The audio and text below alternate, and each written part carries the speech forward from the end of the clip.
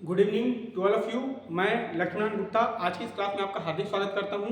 जैसा कि आपको जानते हैं कि दुर्ग विश्वविद्यालय, रायपुर पंडित रविशंकर विश्वविद्यालय, सरगुजा बस्तर, जितने भी छत्तीसगढ़ के यूनिवर्सिटी हैं सब ने अपना समय सारणी घोषित कर दिया, टाइम टेबल घोषित कर दिया है।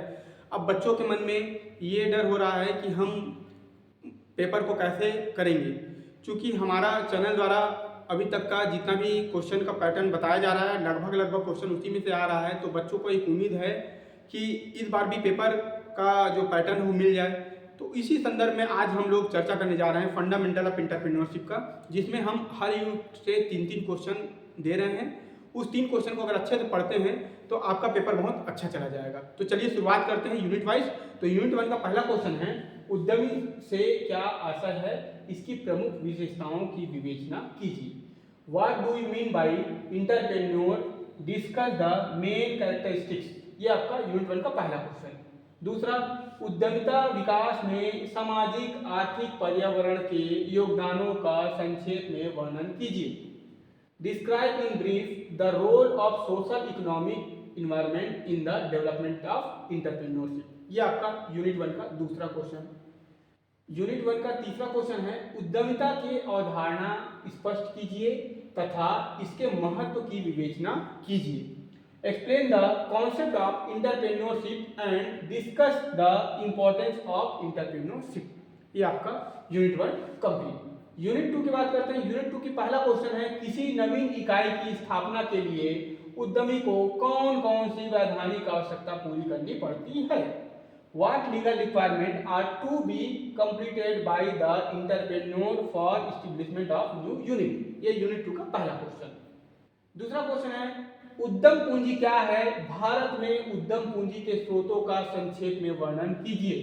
What is venture capital? Describe in brief the sources of venture capital in India। ये आपका दूसरा क्वेश्चन यूनिट 2 का। यूनिट 2 का तीसरा क्वेश्चन, अवसर की विश्लेषण का क्या आशय है, व्यावसायिक अवसरों की विश्लेषण के कौन कौन से स्रोत हैं।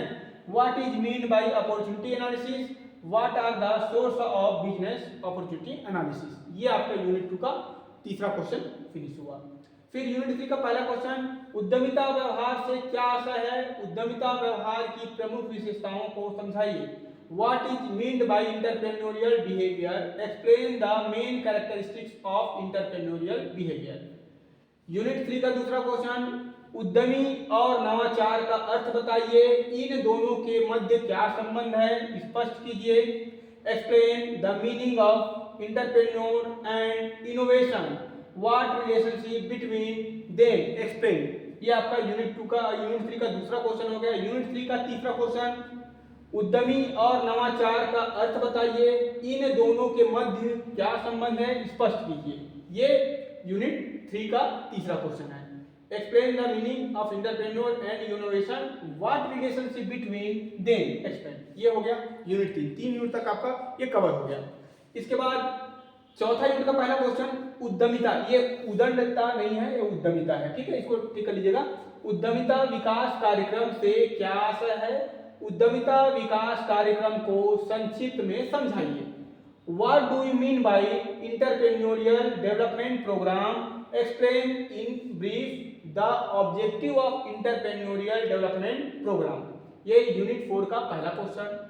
यूनिट 4 का दूसरा क्वेश्चन है, उद्यमिता विकास कार्यक्रम का क्या है, इसकी आलोचनात्मक मूल्यांकन कीजिए। What is meant by entrepreneurial development program। ये आपका यूनिट 4 का दूसरा क्वेश्चन। यूनिट 4 का तीसरा क्वेश्चन है, उद्यमिता विकास कार्यक्रम के तहत भारत सरकार द्वारा कौन कौन सी योजनाएं लागू किए गए हैं। Which program launch by Indian government for entrepreneurial development program. ये यूनिट 4 का तीसरा क्वेश्चन कंप्लीट हो गया। इसके बाद यूनिट 5 की बात करते हैं। तो यूनिट 5 इस बार जो है हमारे सिलेबस में नया आया है, तो इससे जो क्वेश्चन बनने की संभावनाएं हैं वो निम्न है। छत्तीसगढ़ की उद्यमिता विकास हेतु की गई प्रमुख पहलुओं का वर्णन कीजिए। ये पहला question, describe the key initiate undertaker for, ये अंडरटेकन है, ठीक है, for entrepreneurship development program development in Chhattisgarh. ये यूनिट 5 का पहला क्वेश्चन। यूनिट 5 का दूसरा क्वेश्चन है, छत्तीसगढ़ की औद्योगिक नीति 19 से लेकर 24 में क्या उद्देश्य है, से यहाँ पे क्या 24 से क्या का यहाँ पे का हो जाएगा, का क्या उद्देश्य है उल्लेखित है वर्णन कीजिए। What are the objective mentioned in the industrial policy of Chhattisgarh 92-24 describe, ये करना है। यूनिट 5 का लास्ट तीसरा क्वेश्चन जो है, छत्तीसगढ़ में जिला व्यापार उद्योग केंद्र की प्रमुख पहलुओं की विवेचना कीजिए।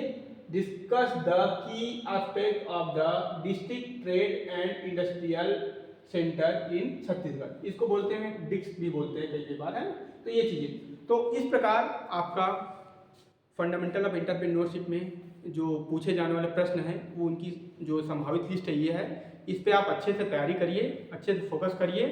उम्मीद है कि पेपर यहीं से आपको बन जाएगा, थोड़ा बहुत ऊपर नीचे कर करके, है ना, जिससे आपको इस पैटर्न को समझने में, इसको याद करने में आपको पेपर में बहुत हेल्प मिलेगा। आपको ये कैसा लगा आप हमें कमेंट करके बता सकते हैं, जो भी जानकारी चाहिए वो भी कमेंट करके बता सकते हैं। धन्यवाद।